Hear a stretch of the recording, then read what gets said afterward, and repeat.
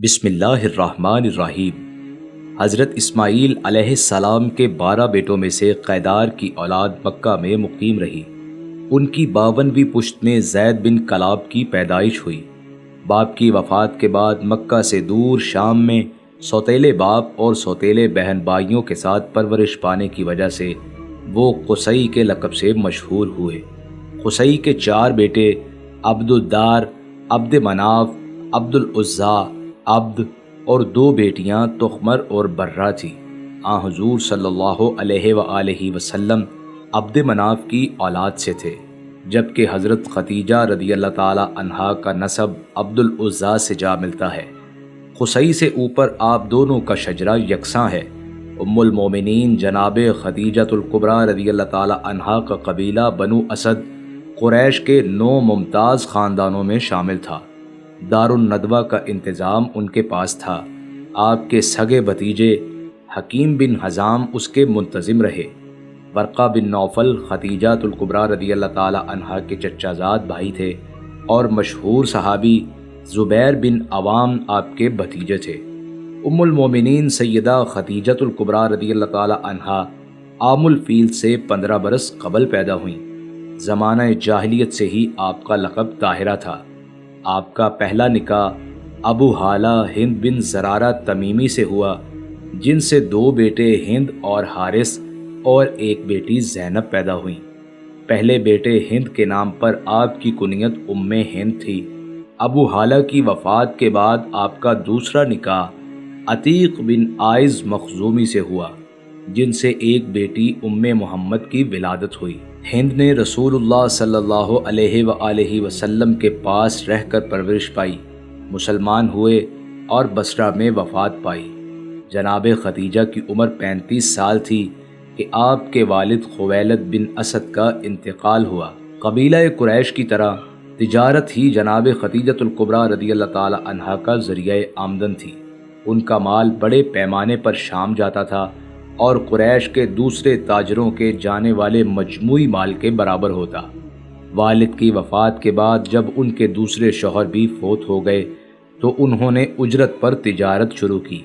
کئی سال تک اپنے غلام میسرہ یا شاید اپنے چچا عمرو بن اسد کی نگرانی میں وہ کاروبار کرتی رہیں۔ اس وقت حضرت صلی اللہ علیہ وآلہ وسلم کی عمر مبارک 25 برس ہو چکی تھی۔ خدیجہ الکبریٰ رضی اللہ تعالی عنہا آپ کو جانتی تھیں، کیونکہ آپ صلی اللہ علیہ وآلہ وسلم کی پھوپھی صفیہ بنت عبد المطلب عوام بن خویلد کی بیوی اور جناب خدیجہ کی بھابھی تھیں۔ آپ صلی اللہ علیہ وآلہ وسلم اس سے پہلے 12 سال کی عمر میں اپنے چچا ابو طالب کے ساتھ شام کا سفر کر چکے تھے، اور آپ صلی اللہ علیہ وآلہ وسلم کی دیانت و صداقت آپ کو امین کا لقب دے چکی تھی۔ حضرت خدیجہ الکبریٰ رضی اللہ تعالی عنہا نے آپ کو تجارتی قافلے کے ساتھ جانے کے لیے پیغام بھیجا، جسے آپ نے قبول فرما لیا۔ اس سفر میں خدیجہ کے غلام میسرہ آپ کے ساتھ تھے۔ آپ صلی اللہ علیہ وآلہ وسلم کے چچا اہل قافلہ کو محمد صلی اللہ علیہ وآلہ وسلم کا دھیان رکھنے کی نصیحت کرتے رہے۔ بیان کیا جاتا ہے کہ شام کے سحر بصرہ پہنچ کر نبی پاک صلی اللہ علیہ وآلہ وسلم اور میسرہ دونوں ایک درخت کے سائے تلے بیٹھے تھے۔ قریب ہی نستور نامی ایک راہب کا معبد تھا۔ وہ میسرہ سے ملا اور آپ کے نبی ہونے کی پیشن گوئی کی۔ سودا بیچتے ہوئے ایک آدمی سے آپ کی تکرار ہو گئی تو اس نے کہا، لات اور عزیٰ کی قسم کھاؤ۔ آپ نے جواب میں فرمایا، میں نے ان کی قسم کبھی نہیں کھائی، میں تو ان کے پاس سے گزرتے ہوئے منہ پرے کر لیتا ہوں۔ تب اس شخص نے آپ کی بات مان لی اور میسرہ کو کہا، اللہ کی قسم، یہ وہ نبی ہیں جن کا ذکر ہمارے علماء نے اپنے صحیفوں میں پڑھا ہے۔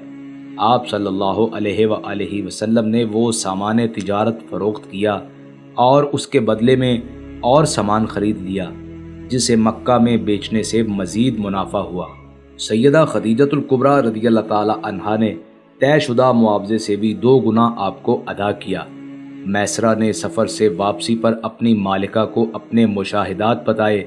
جناب خدیجہ نے ورقہ بن نوفل سے ان باتوں کا تذکرہ کیا تو انہوں نے کہا، اگر یہ باتیں سچ ہیں تو محمد اس امت کے وہ نبی ہیں جن کا انتظار کیا جا رہا ہے، یہی ان کے آنے کا زمانہ ہے۔ اسی دوران میں مکہ میں آپ کی نیک نامی اور امانت کے خوب چرچے ہوئے۔ 3 ماہ کا عرصہ نہ گزرا تھا کہ خدیجہ رضی اللہ تعالی عنہا نے آپ کی طرف نفیسہ بنت منیہ کو پیغامبر بنا کر بھیجا، حالانکہ وہ پہلے بڑے بڑے سرداروں کی درخواست نکاح کو رد کر چکی تھی۔ اس وقت جناب خدیجہ رضی اللہ تعالی عنہا کے چچا عمرو بن اسد زندہ تھے۔ جب یہ مقدس رشتہ طے ہوا تو نبی پاک صلی اللہ علیہ وآلہ وسلم اپنے چچاؤں ابو طالب، حمزہ اور خاندان کے دوسرے بزرگوں کے ساتھ سیدہ خدیجۃ الکبریٰ کے مکان پر تشریف لائے۔ آپ کے سرپرست اور چچا ابو طالب نے وہ مختصر خطبہ پڑھا جو عربی ادب کی تاریخ کا حصہ بن گیا، اور 500 درہم مہر کے عوض یہ نکاح انجام پایا۔ یہ بعثت سے 15 سال پہلے 25 عام الفیل کا سن تھا۔ آپ صلی اللہ علیہ وآلہ وسلم کی عمر مبارک 25 برس اور ام المومنین جناب خدیجۃ الکبریٰ رضی اللہ تعالی عنہا کی 40 سال تھی۔ یہ پاک رشتہ 24 سال نبھا۔ حضور صلی اللہ علیہ وآلہ وسلم نے حضرت خدیجہ کی زندگی میں دوسری شادی نہ کی، اور حضرت ابراہیم رضی اللہ تعالی عنہ کے علاوہ آپ کی تمام اولاد انہی کے بطن سے پیدا ہوئی۔ اگرچہ تاریخ میں ان کے حلیے کی تفصیل نہیں ملتی، لیکن پیام نکاح لے جانے والی نفیسہ بنت منیہ کے الفاظ سے ظاہر ہوتا ہے کہ آپ خوبصورت تھیں۔ رسول اللہ صلی اللہ علیہ وآلہ وسلم پر وحی کی ابتدا سچے خواب دیکھنے سے ہوئی۔ جو خواب آپ دیکھتے وہ سچ ہو جاتا۔ پھر آپ خلوت گزیں ہو گئے، خورد و نوش کا سامان لے جا کر کئی راتیں تنہا غار ہرا میں گزارتے۔ آپ اسی غار میں تھے کہ جبرائیل علیہ السلام کی آمد ہوئی۔ حکم ہوا اقرا، پڑھ۔ جواب میں فرمایا میں پڑھا ہوا نہیں۔ جبریل علیہ السلام نے پکڑ کر دبایا اور کہا اقرا۔ آپ صلی اللہ علیہ وآلہ وسلم نے جواب ارشاد کیا میں پڑھا ہوا نہیں ہوں۔ تیسری بار بھی یہ سوال جواب ہوا اور پھر وہی مکمل ہوئی۔ اقرا بسم ربک الذی خلق، خلق الانسان من علق، اقرا وربک الاکرم الذی علم بالقلم، علم الانسان ما لم یعلم۔ پڑھ اپنے رب کا نام لے کر جس نے پیدا کیا انسان کو خون کے جمے لوتھڑے سے۔ پڑھ اور تیرا رب بہت باعزت ہے جس نے سکھایا قلم کے ذریعے سے، سکھایا انسان کو جو وہ نہ جانتا تھا۔ اس وحی سے آپ صلی اللہ علیہ وآلہ وسلم اس قدر خوف زدہ ہوئے کہ کانپنے لگے۔ گھر پہنچ کر کمبل اڑانے کو کہا۔ تب حضرت خدیجہ رضی اللہ تعالی عنہا ہی تھیں جنہوں نے آپ صلی اللہ علیہ وآلہ وسلم کی ڈھارس بندھائی۔ انہوں نے کہا نہیں واللہ، خدا آپ کو ہرگز رسوا نہیں کرے گا۔ آپ صلہ رحمی کرتے ہیں، بے کسوں اور فقیروں کی مدد کرتے ہیں، مہمان نوازی کرتے ہیں اور مشکلات میں حق کی حمایت کرتے ہیں۔ پھر وہ آپ کو اپنے چچا زاد بھائی ورقہ بن نوفل کے پاس لے گئیں جو نصرانی ہو چکے تھے اور عام عربوں کے برعکس لکھنا پڑھنا جانتے تھے اور عربی میں انجیل تحریر کرتے تھے۔ اس وقت وہ ضعیف اور نابینا ہو گئے تھے۔ انہوں نے غار ہرا میں وحی لانے والے فرشتے کی تفصیل سن کر کہا یہ وہ ناموس ہے جو اللہ نے موسیٰ علیہ السلام پر اتارا تھا۔ کاش اس وقت مجھ میں قوت ہوتی اور میں زندہ رہتا جب آپ کی قوم آپ کو شہر بدر کرے گی۔ رسول اللہ صلی اللہ علیہ وآلہ وسلم نے پوچھا کیا یہ لوگ مجھے نکال دیں گے؟ جناب ورقہ کا جواب تھا دنیا میں جب بھی کوئی پیام وحی لایا تو دنیا اس کی دشمن ہو گئی۔ اگر تب میں زندہ ہوا تو آپ کی بھرپور مدد کروں گا۔ تھوڑے دنوں کے بعد ورقہ بن نوفل وفات پا گئے۔ تمام مسلمانوں کا اتفاق ہے کہ ام المومنین حضرت سیدہ خدیجۃ الکبریٰ رضی اللہ تعالی عنہا مردوں اور عورتوں میں سب سے پہلے اسلام لائیں۔ یحییٰ ابن عفیف کہتے ہیں میں زمانہ جاہلیت میں مکہ آ کر عباس بن عبد المطلب کا مہمان ہوا۔ دن چڑھتے ہی ایک نوجوان نے کعبے کا رخ کیا۔ کچھ ہی دیر بعد ایک لڑکا آ کر اس کے دائیں طرف اور ایک خاتون پیچھے کھڑی ہو گئی۔ وہ مل کر رکوع و سجود کرنے لگے۔ مجھے عباس نے بتایا یہ میرے بھتیجے محمد بن عبداللہ، علی بن ابو طالب اور خدیجہ بنت خویلد ہیں۔ یہ تینوں ایک دین کے پیروکار ہیں۔ نبی پاک صلی اللہ علیہ وآلہ وسلم پر نزول وحی کے وقت سیدہ خدیجہ کی عمر 55 سال تھی۔ ان کے اسلام قبول کرنے سے اشاعت اسلام پر خوشگوار اثر پڑا۔ بنو اسد میں ان کے 10 عزیزوں نے اسلام قبول کیا۔ نبی پاک صلی اللہ علیہ وآلہ وسلم کے نکاح میں آنے کے بعد خدیجۃ الکبریٰ رضی اللہ تعالی عنہا کی اس ترتیب سے 6 اولادیں ہوئیں۔ جناب قاسم، سیدہ زینب، سیدہ رقیہ، سیدہ ام کلثوم، مخدومہ کائنات سیدہ کائنات جناب فاطمہ زہرا سلام اللہ علیہا، اور عبداللہ جو کہ طاہر و طیب کے لقب سے مشہور ہوئے۔ عبداللہ کے علاوہ سب بچے آپ کے منصب نبوت پر سرفراز ہونے سے پہلے پیدا ہوئے۔ پہلے بیٹے قاسم کے نام پر آپ کی کنیت ابو القاسم تھی۔ نعمت ایمان سے سرفراز ہونے کے بعد ام المومنین حضرت سیدہ خدیجۃ الکبریٰ رضی اللہ تعالی عنہا کی سب دولت و ثروت تبلیغ اسلام کے لیے وقف ہو گئی۔ رسالت مآب صلی اللہ علیہ وآلہ وسلم کاروبار ترک کر کے دینی امور میں مصروف تھے۔ آمدن بند ہو جانے کے بعد جمع پونجی پر گزر بسر ہو رہی تھی۔ بڑے صاحبزادے قاسم 2 سال کے ہو کر ابھی چلنا شروع ہوئے تھے کہ ان کا انتقال ہو گیا۔ بڑی بیٹی زینب کی شادی حضرت خدیجہ کے بھانجے ابو العاص سے ہو چکی تھی۔ دوسری اور تیسری دختران رسالت جناب رقیہ اور ام کلثوم کا نکاح آپ کے چچا ابو لہب کے بیٹوں سے ہوا تھا، جو چچا کی اسلام دشمنی کی وجہ سے فسخ کر دیا گیا۔ ان میں سے بڑی رقیہ کا نکاح آپ صلی اللہ علیہ وآلہ وسلم نے حضرت عثمان غنی رضی اللہ تعالی عنہ سے فرما دیا اور بعثت کے 2 برس بعد رخصتی ہو گئی۔ ام کلثوم اور فاطمہ ابھی چھوٹی تھی۔ نبوت کے 1 سال بعد جناب عبداللہ کی ولادت ہوئی۔ حضرت ابو حالہ سے حضرت خدیجہ رضی اللہ تعالی عنہا کے پہلے 2 بچے حالہ اور ہند بھی نبی پاک صلی اللہ علیہ وآلہ وسلم کی پرورش میں تھے۔ جو کفار کی مخالفت بڑھتی گئی، حضرت خدیجۃ الکبریٰ رضی اللہ تعالی عنہا کی پریشانیوں میں اضافہ ہوتا گیا۔ وہ خود بھی صبر سے کام لیتی اور آپ کو بھی تسلی دیتی۔ عبداللہ کی پیدائش سے بڑے بیٹے قاسم کی مرگ کا صدمہ کم ہو گیا تھا، لیکن طاہر و طیب کا لقب پانے والے عبداللہ قاسم سے بھی کم عمر میں دنیا سے رخصت ہو گئے۔ 5 نبوی میں ہجرت حبشہ پیش آئی۔ اس وقت جناب رقیہ کی عمر 12 برس تھی۔ وہ اپنے شوہر جناب عثمان غنی رضی اللہ تعالی عنہ کے ساتھ حبشہ کو ہجرت کر گئیں۔ ان کی واپسی 4 سال کے بعد 9 نبوی میں ہوئی۔ اتنا عرصہ بیٹی سے جدائی بھی ماں کے لیے تکلیف دہ عمل تھا۔ محرم 7 نبوی میں رسول اللہ صلی اللہ علیہ وآلہ وسلم کو شیب ابی طالب میں محصور ہونا پڑا۔ حبشہ کے شاہ نجاشی نے مہاجر صحابہ کو پناہ دی۔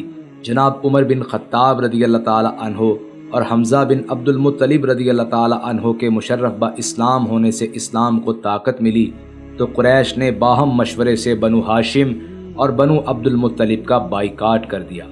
کعبے کے متولی خاندان بنو عبد الدار کے منصور بن اکرمہ نے ایک معاہدہ تحریر کر کے کعبے کے اندر لٹکا دیا۔ اس کی روح سے کوئی شخص بنو ہاشم سے بات چیت کر سکتا تھا اور نہ ان سے میل جول رکھ سکتا تھا۔ کھانے پینے کا سامان ان کو پہنچا سکتا تھا، نہ ان سے رشتہ داری و قرابت کر سکتا تھا، جب تک وہ محمد صلی اللہ علیہ وآلہ وسلم کو نعوذ باللہ قتل کے لیے قریش کے حوالے نہ کر دیتے۔ ان دونوں خاندانوں کے 50 کے قریب افراد نے جبل ابو قبیس کے ایک درے کی گھاٹی میں پناہ لی، جو شیب ابی طالب کے نام سے مشہور ہے۔ یہ بنو ہاشم کا موروثی درہ تھا۔ جناب ابو طالب اور سیدہ خدیجۃ الکبریٰ رضی اللہ تعالی عنہا آپ کے ساتھ تھے، جبکہ ابو لہب بنو عبد المطلب میں سے ہونے کے باوجود الگ رہا۔ 3 سال آپ اور آپ کے اہل خانہ یہاں مقیم رہے۔ کھانے پینے کی چیزیں بہت مشکل سے چھپ چھپا کر پہنچتی تھی۔ حضرت خدیجۃ الکبریٰ رضی اللہ تعالی عنہا کے 3 بھتیجے حکیم بن حزام، ابو البختری بن حشام اور زمع بن اسود کافر ہونے کے باوجود غلہ پہنچاتے۔ مسلسل 3 سال تک آپ نے اور تمام اہل ہاشم نے یہ مصیبتیں جھیلی۔ اس دوران میں منصور عبدری کا وہ ہاتھ ہی مفلوج ہو چکا تھا جس سے اس نے معاہدہ تحریر کیا تھا۔ معاہدے کی دستاویز کو دیمک کھا چکی تھی اور اس پر اللہ کے نام کے سوا کچھ نہ بچا تھا۔ قریش میں بھی ایسے افراد تھے جو اس بائیکاٹ کو پسند نہ کرتے تھے، چنانچہ 5 معزز قریشی اس معاہدے کو توڑنے کے لیے آگے بڑھے۔ حشام بن عمرو عامری، زہیر بن ابو امیہ مخزومی، مطعم بن عدی، ابو البختری بن حشام اور زمع بن اسود ان کے نام تھے، اور ان میں سے آخری 2 جناب خدیجۃ الکبریٰ رضی اللہ تعالی عنہا کے بھتیجے تھے۔ شیب ابی طالب سے نکلے کچھ روز ہوئے تھے کہ حضرت صلی اللہ علیہ وآلہ وسلم کی شریک حیات اور دکھ سکھ میں ان کا ساتھ دینے والی ام المومنین سیدہ خدیجۃ الکبریٰ رضی اللہ تعالی عنہا کی وفات ہو گئی۔ ان کی عمر 65 سال تھی۔ یہ ہجرت سے 3 برس پہلے کا واقعہ ہے۔ تاریخ 10 رمضان 10 نبوی تھی۔ حجون کے قبرستان میں عبد المطلب کی قبر سے کچھ دور ان کی تدفین کی گئی۔ ام ایمن اور ام فضل نے ان کو غسل دیا۔ نبی پاک صلی اللہ علیہ وآلہ وسلم خود ان کی قبر مبارک میں اترے۔ اب اس قبرستان کو جنت المالا کہا جاتا ہے۔ 3 دن قبل آپ کے چچا ابو طالب انتقال کر چکے تھے۔ ان دونوں صدموں کی بنا پر 10 نبوی کے سن کو عام الحزن یعنی غم کا سال کہا جاتا ہے۔ رسول اللہ صلی اللہ علیہ وآلہ وسلم سیدہ خدیجۃ الکبریٰ رضی اللہ تعالی عنہا کی خدمات کا اعتراف کر کے فرمایا کرتے تھے، خدیجہ اس وقت مجھ پر ایمان لائی جب لوگوں نے میرا انکار کیا، اور انہوں نے اس وقت میری تصدیق کی جب اور لوگوں نے مجھے جھوٹا قرار دیا۔ انہوں نے اپنے مال سے اس وقت میری مدد کی جب دوسروں نے مجھے اس سے محروم کر دیا۔ اللہ نے مجھے ان سے اولاد دی جبکہ دوسری ازواج سے یہ نعمت نہ ملی۔ آپ صلی اللہ علیہ وآلہ وسلم نے انہیں جنت کی بشارت بھی دی۔ آپ زندگی بھر ان کو یاد کرتے رہے، حتیٰ کہ ام المومنین سیدہ عائشہ صدیقہ رضی اللہ تعالی عنہا نے فرمایا، آپ اکثر ان کا ذکر فرماتے تھے۔ کوئی بکری بھی ذبح کرتے تو خدیجۃ الکبریٰ کی سہیلیوں کو ڈھونڈ ڈھونڈ کر انہیں اس میں سے حصہ بھیجتے۔ جبریل علیہ السلام بھی جناب خدیجۃ الکبریٰ رضی اللہ تعالی عنہا کے لیے سلام لے کر آتے۔ آخر میں اللہ پاک سے دعا ہے کہ اللہ مومنوں کی عظیم ماں ام المومنین سیدہ خدیجۃ الکبریٰ رضی اللہ تعالی عنہا پر رحمتیں نازل فرمائے۔ آمین ثم آمین۔